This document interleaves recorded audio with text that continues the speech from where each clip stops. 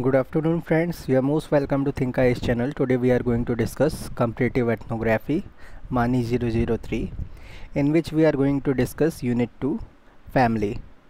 Family, in which we will discuss ethnography 1 family and kinship among the Pandits of rural Kashmir by T.N. Madan. Ethnography 2 Himalayan polyandry, structure, functioning and culture change, a filed study of John Sar Bawar by D.N. Mazumdar.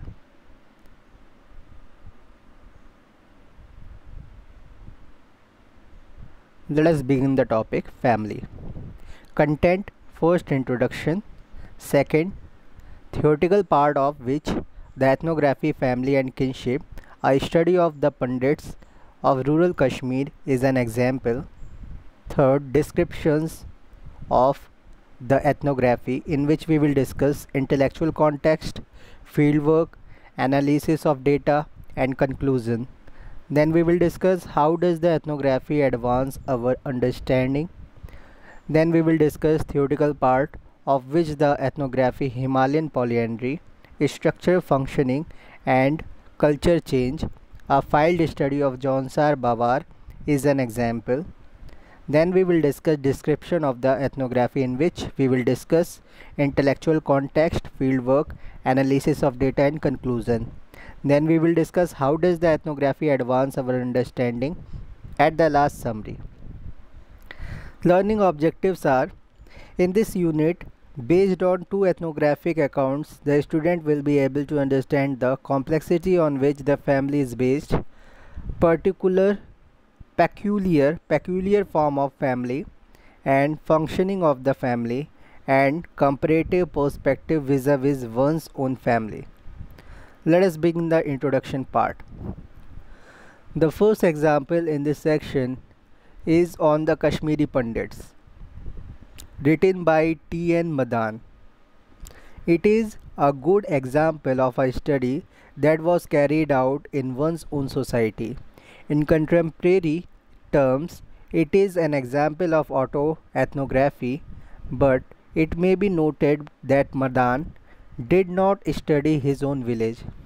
He stationed himself in a different village and carried out his study using the standard anthropological methods. Thus, for him, the Kashmiri Pandits were the other culture.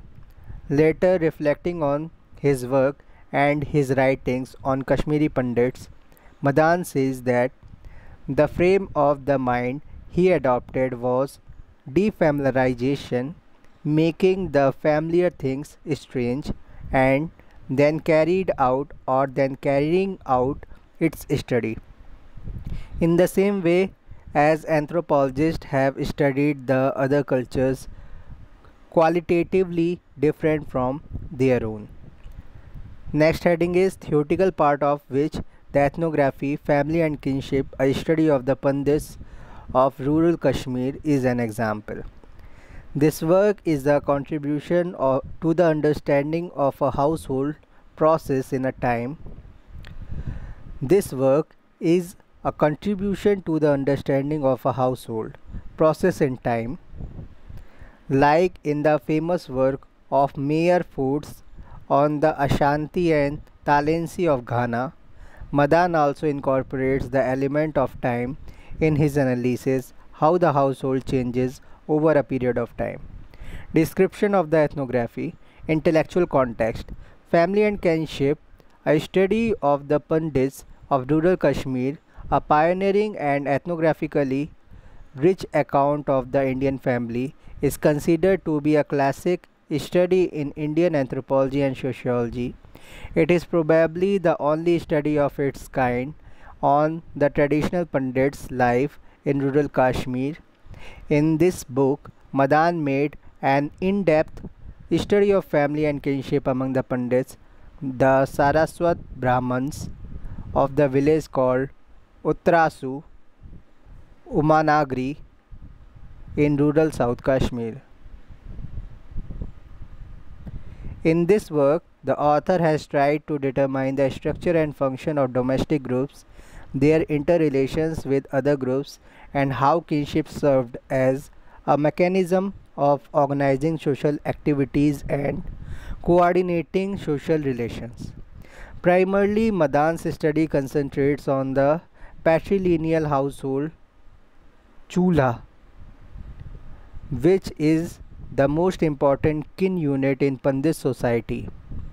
The book comprises 11 chapters. Several chapters are devoted to the structure and functioning of the household, covering such aspects like size and composition, recruitment to the household, economic functions, and processes underlying growth and partition. Madan's analysis of Kashmiri Pandit reveals that there are no formal social groups or associations, and there is a lack of solidarity among them at the village level. They do not act as a social group within the village. The only significant group found among the Pandits are those based on kinship. Even here, patrilineally organized domestic units are significant than affinally related households, non-agnatic cognates. On the other hand, kinship institutions have no role in politico-jural functions. Its relevance is largely limited to the domain of the domestic relations. A greater part of the study deals with chula, domestic group, and kotamb, the extended family, and kul, the exogamous patrilineal kind group. Fieldwork. Madan has consciously chosen to study one's own society in order that anthropology expands its scope from studying primitive tribal societies and other cultures. Madan took a position that a proper understanding of the subject is possible firstly by conducting intensive field studies to collect first-hand information and analysis of the information. Fieldwork was conducted from January 1957 to January 1958 in Uttarasu, Umanagri. He made brief week-long visits to 5 other villages. Uttarasu Umanagri was selected due to its representativeness of the other rural Kashmiri villages, its relative isolation, unaffected by disturbances, and the presence of sufficiently large number of Pandits population and households. Because of its representative feature, the results of this study hold good for family system among Brahmins of rural Kashmir. Analysis of data. Madan has employed the following methods for data collection. First, sociological census. Second, interviews. Third, genealogy, family history, and biography. And fourth is participant observation. He employed a structural functional approach in the analysis of the data. Madan held the view that the structural approach fails to take into consideration time is not necessarily true, for he felt that defining social position in terms of behavioral sequences consume time and happen on a time scale, and relationships can be conceptualized only from repetitive actions. Basic premises. Madan elaborately gives a preamble to his study emphasizing conceptual backgrounds and several analytical premises which shaped the study process right from conceiving the idea, data collection and analysis. Some of these premises are listed below. First, Madan assumes a position that Hindu family and kinship can be studied as separate analytical categories without viewing them as embedded realms in the larger domain of caste and not necessarily equating social structure with that of caste system. Second, Madan opines that too much reliance on Sanskrit text in the study of caste and kinship has led to the neglect of the study of Hindu kinship as it is in the villages, and acted as blight on the growth of field studies. Third, Madan holds the view that family and kinship in village India need not be organized and functioning on the basis of scriptures. Fourth, as the Pandit happen to be only Hindu caste in Kashmir village, Madan treats caste as a neutral factor. Madan treats caste as a neutral factor. Pandit of Uttrasu Umanagari. The community and the village. The community studied by Madan belongs to Saraswat Brahmins, one of the two subdivisions of the Puranic division of Gauda Brahman of North India. The Saraswat Brahman constitute the great majority of native Hindus in Kashmir. They are probably known as Kashmiri Pandits. The village studied by Madan is called Uttrasu Umanagari, located in the Kothar Valley in Anantnag district. It is a binucleated village. The village is inhabited by the Pandits and Muslim only. The study focuses exclusively on Pandits. There were 431 homesteads in the village with a population of 2644 persons, of which 59 and 522 were Pandit homesteads and Pandit population respectively. The remaining household belonged to the Muslim. The Kashmiri Pandit. Kashmiri Pandits comprised two subcastes, namely the Gaur or Bhasha Bhatta and the Karkun.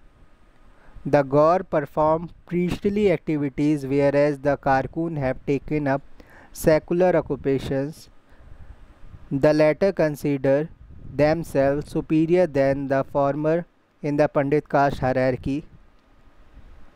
Their two subdivisions came into existence over a period of time by means of occupational specialization, endogamy, and discrimination of social status between the two subdivisions.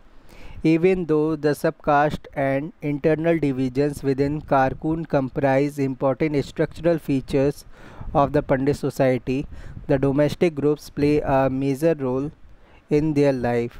In Pandit society, functionally as well as structurally important groups are: first, domestic groups called Gher household or Chulha, hearth group, also identify as household, which comprises the former.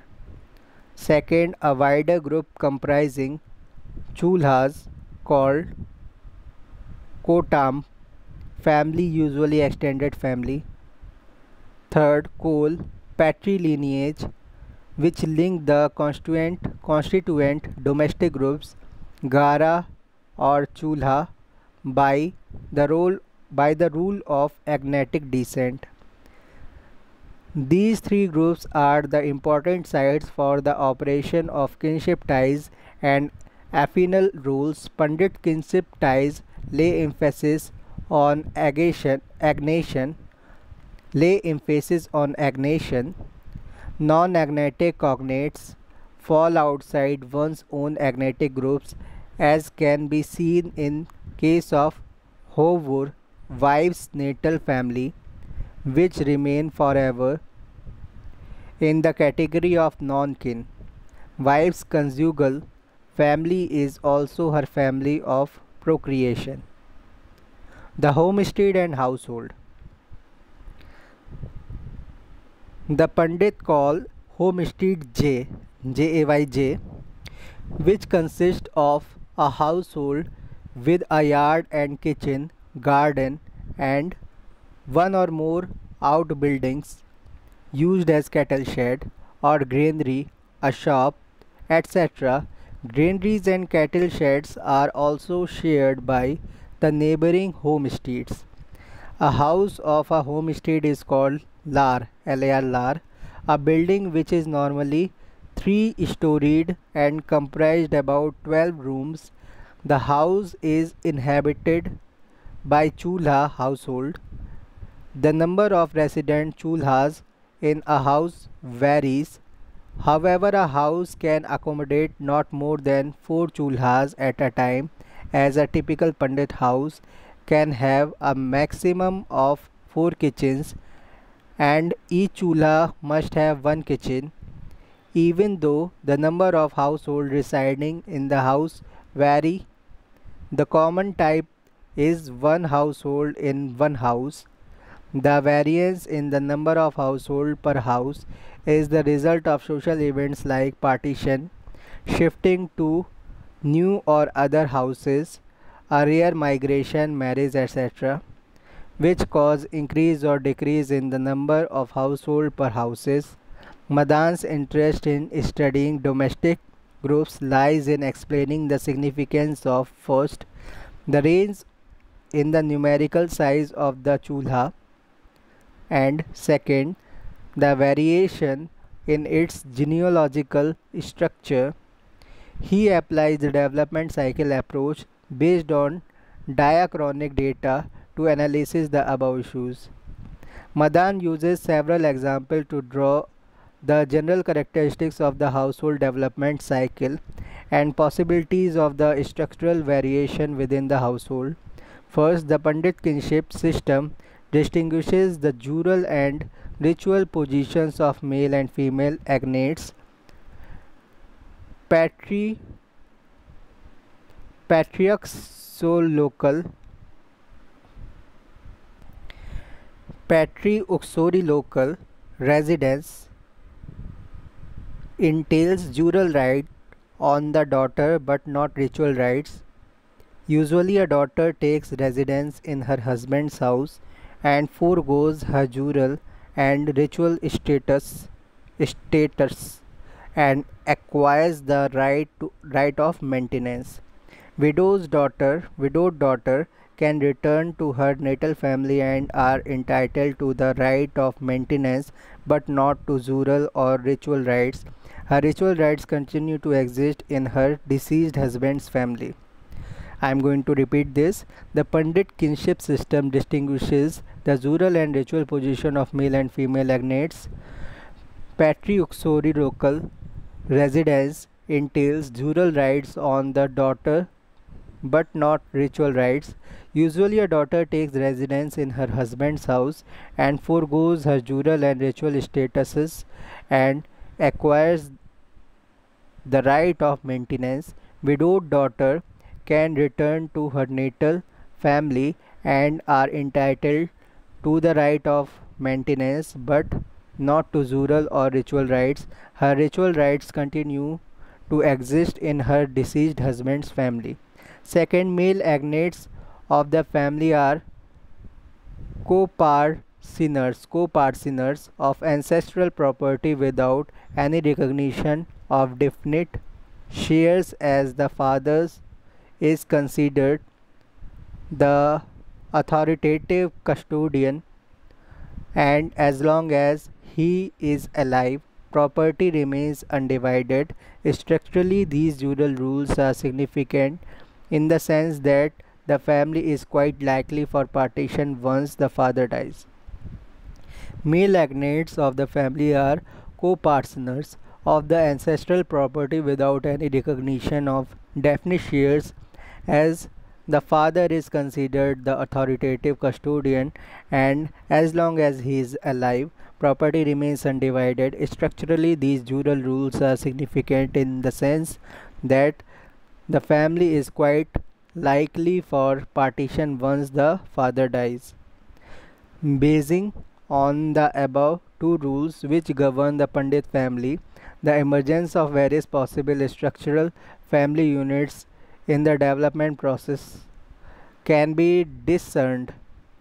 The development cycle of household largely depends upon the number of sons or only one son, and number of daughters or childless widow daughters.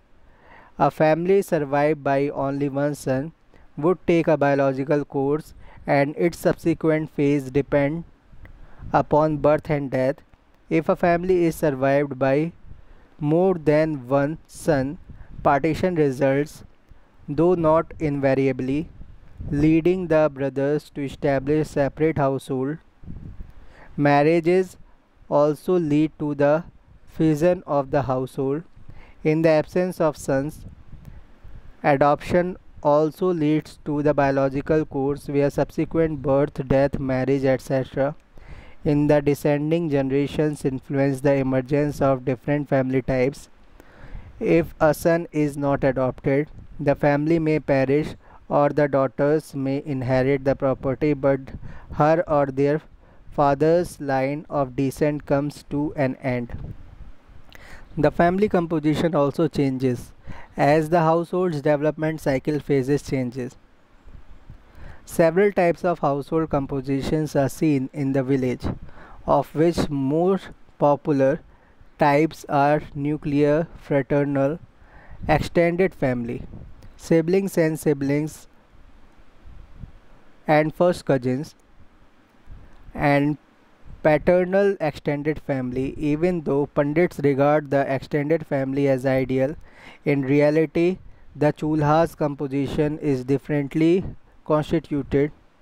Nevertheless, the data from 6 villages including Uttarasu Umanagri show that numerically preponderant type is the extended family. Recruitment to the household. It is through birth, adoption, marriage, and incorporation that individuals became member of the Pandit household. Membership enables exercise of rights and obligations and facilitates renewal, new role and individuals into persons. Of the 522 Pandit person in the village, 71% became members in Pandit society by birth, 25.5% by marriage, 2.5% by adoption, and 1% by incorporation. Parent-child relationship. Ideally, parent-child relationship is governed by Hawaliyat, preordination, and command of moral law. It is dharma, moral and religious duty, to beget children and bring them up, and it is again dharma to love and respect one's parent. This reciprocal relationship ensures continuation of lineage, transfer of property, performing rituals of food, offering, and libation to their means, etc. Even though conflicts do occur between parents and children, they are rarely very intensive. Religious rites, for example, Sharir Sanskar ritual for the good of the body, strengthens parent-child relationship, particularly sons acquire full membership by means of undergoing various rituals, for example, Mekhal ritual initiation. Another important rituals is Antima Samskar, last rites, food offering, Shraddha is performed for one's lineal ascendants of 6 generations. This ritual strengthens the bond between parent and children and ensures continuity of the household. Grandparents, parents, and children constitute 3 important categories of relatives in the household with mutual rights and obligations. The economic aspect of the household. Madan considers economic aspect of the household is in conjunction with its influence on the development cycle. The income sources are multiple to a majority of Pandit households. Land, salaried employment, wage labor, and trade are the main sources of income. Income from all sources is pooled and held as joint income. Madan writes, to the extent to which individual earnings are not an important part of household income, the solidarity of the joint household is maintained without much difficulty. An individual earner usually remits a part of his salary or wage to the joint household as a matter of duty and kinship sentiment. There are certain situations where an individual earner willingly continues his membership of the joint household instead of establishing a separate family at the place of work.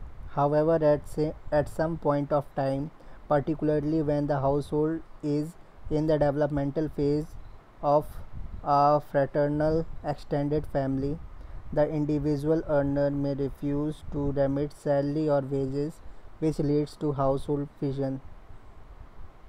Household property is jointly owned by the co-partners with equal rights.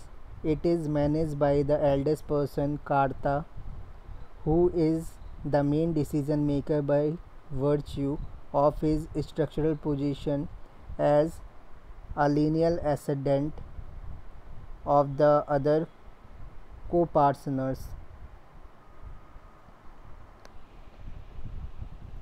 The household property is divided when the other member develop difference of opinion between themselves or with the Karta. No co-partner has exclusive rights in the joint estate. Therefore, each co-partner has no heirs but only survivors who will have joint property rights. Property is shared between the co-partner at the time of partition. Economic conditions have witnessed over time various changes. Devaluation of landed property due to land reforms, enrollment as laborers, out-migration to take up employment, increased dependence and individual efforts to work as employees, laborers, servants, etc., and cash income. These changes have had implications for the maintenance of household solidarity. Partition of the household. Ideally, the Pandit society provides appreciation to joint living. When father is alive, his sons rarely embark on partition of the household. Households are prone to divide after the demise of the father. Besides, Pandit households do not expand over and above 3 generations as the data indicate. Joint households do not contain kin more distantly related than first cousin. Households with members spanning over 3 or 4 generations and kin extension beyond first cousin are very few in number. Death and partition are the factors that prevent expansion of the above said limits. In a majority of the household, partition takes place between married brothers of which one or more brothers had children. Father and son dividing the household is also reported, though rare. In Pandit society, the sons remains subdued under the moral and jural authority of the father. In the event of partition, the father is entitled for a share and also sole rights on self-acquired property, whereby the share of the seceding sons can be substantially reduced.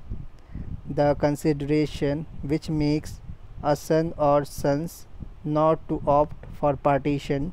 There are at least 2 structural conditions under which a household is quite likely to undergo partition: father's death and setting up of own household by getting married. However, these structural conditions by themselves are not the causes of partition. The major cause is the conflicts that arises between brothers in due course after the death of the father and also mother. The eldest son succeeds as head of joint family and his younger brothers may not quite likely accept him in the position of their father, and the oldest son is also under the obligation of showing his loyalty to his own wife and children, quite contrary to the way father functioned before his death. The sister-in-law also find a situation of confusion regarding their rights and duties in the household. Sometimes partial partitioning occurs where the immovable property is held jointly, but the chulhas is divided for separate residences and consumption. Conflict between brothers on one hand and one's bondage with wife and children on the other is usually resolved by partition. However, the ties of agnation and territorial proximity bind the household of brothers and patrilineally related cousins. The family and the patrilineage. The natal members of a Pandit household have their patrilineal kin living either in another or other households. All such agnatically tied households are termed kotam or kutumb. It is larger than a small group of closely related members in chulha, and each kutumb comprises of grouping of chulhas. When partition of the household occurs over a period of time, the, the necessity to construct new houses also arises to accommodate the closely related agnates. New houses are usually constructed nearby the ancestral house around the same yard, homestead, or in adjacent yard. Such close by constructions are necessary in order to use outbuildings, yard, kitchen garden, or granary which has usually remained undivided. These newly constructed houses around the ancestral house become a cluster in course of time and become a compound. A compound comprises 2 to 4 homestead, a house with a yard, kitchen garden, and outbuildings of agnatically related households. In course of time, new homesteads also come up adjacent to the previously existing homesteads, which together may form a neighborhood. The homesteads also form into compounds or independent homesteads within the neighborhood. Households with the same kutumb name live in compounds and neighborhood, forming into a unilocal extended family. Kutumb sometimes is dispersed in more than one locality neighborhood, separated sufficiently so that face-to-face interaction between kutumb members get diminished. However, the kutumb members act together in contingent situations like death. Even though they are dispersed, they feel the togetherness as belonging to the same extended family kutumb, irrespective of how remotely related. The chulhas of agnatically related kin dwelling in a single village constitute one single kutumb. The kutumb members observe ritual pollution. When one of their own members is polluted due to an event of birth or death in his house, distantly related members and dispersed members may not take active association and regard themselves as belonging to the same kul or gotra rather than the same kutumb. A kul is the widest patrilineal exogamous category. Kul brings out the significance of patrilineage and agnation by providing kinship connection between the households in a kutumb, notwithstanding the structural connection that marriage, filiation, and vicinage generate in the formation of a kutumb. Kul establishes kin connection between members who are not members of an own of one's own chulha or kutum, but distantly related by virtue of belonging to the same coal of an ego. It is not, however, a structural group like a chulha, but an ad hoc gathering in a wedding or funeral. Either the kul or the kutum have no role in the politico-jural arena. All the economic, ritual and jural functions falls within the chula. The patrilineal kin are bound together by observing birth and death pollution, co-exogamy and offering food and water to the means, which the morality of agnatic kinship enforces. Performing Shraddha is limited to the common six lineal male ascendants, signifying that the Pandit patrilineage coal extends up to six generations of ancestors. Confining to the above activities, the coal serves the purpose of sharing and effecting continuity in the family life.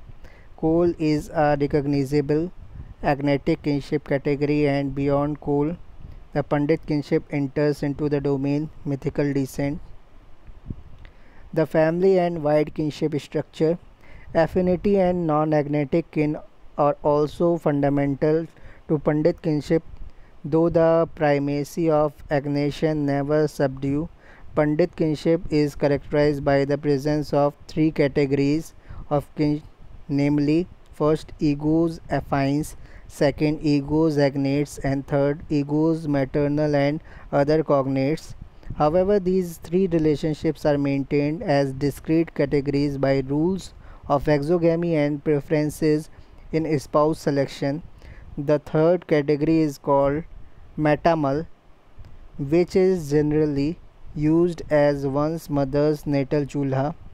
The matamal has a special place in the life of the children of its matamal's female agnates, that is, females who are married into another chulha. It occasionally presents gifts to the young children, though rare. A child whose parents are dead is fostered. Matamal is like a holiday inn to the children of its married female daughters. Conclusion: Madan has studied the family and kinship of rural Kashmiri Pandits in a village called Uttarasu Umanagri. Pandits' social organization and culture remained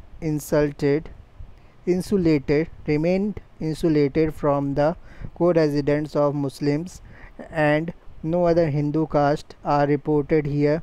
The Pandits and the Muslims' relations are limited only to economic interaction. Brahmins of rural Kashmir, as elsewhere, lack formal groups other than kin groups, which instill solidarity and organize action at wider community level. Madan attributes territorial division and subtle class formation for these features of Pandit society. The kin groups are the only groups that play major role in organizing the Pandit's life. Kin groups are fundamentally patrilineal groups. A hamlet or a village comprise two or more patrilineal grouping of kin, some of whom may be related by affinity or cognatic kinship. However, agnates, affines, and non-agnates cognates do not fuse or associate by means of common interests like joint ownership of property, common hearth, and daily interactions. Patrilineally related kin form into cohesive and functional kin units. However, kin units do not have politico-jural connect functions on a wider scale beyond one's own domestic groups. The relevance of kinship institutions is strictly limited to the domain of the domestic relations.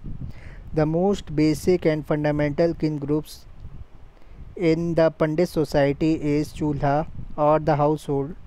It is based on patrilineal ideology, usually characterized by patrivirilocal residence, and patrilineal inheritance. The oldest male member of the household is the head. The chulha may have different member composition, giving rise to nuclear family, paternal extended family, or fraternal extended family, depending upon the phase of the development cycle of the household. The chula is an estate holding group where the natal male members are the co-parcenaries, worshipping gods and offering oblations to the ancestors of the household constitute an integral functions of chulhas. In all the above, the principle of agnation is thrown into relief. The principle of agnation is applied differently to men and women. In Pandit society, ritual adulthood for a man is conferred in his own natal family. Ritual adulthood is acquired by women only after her marriage, and it is recognized in conjunction with other members of her conjugal family, however, with limited rights.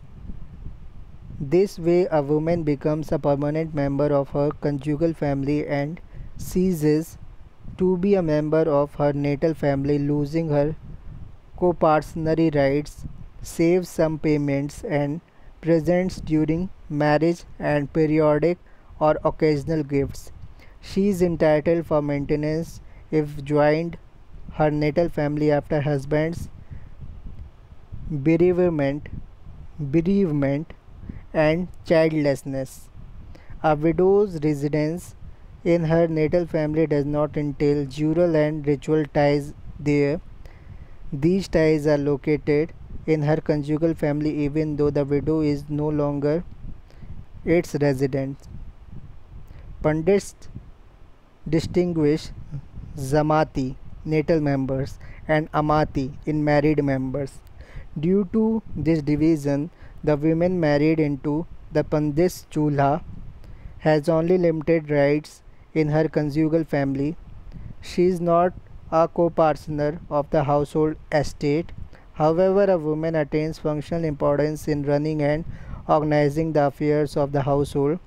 Agnatically related groupings of chulhas are called kotams, K-O-T-A-M-S, kotams, an extended family. It is a segmentary grouping emerging owning to partition of chula. The kutam comprise patrilineal kin living in a separate household within the village or neighboring villages. The kutam as such does not own any property in common. As the chulha increases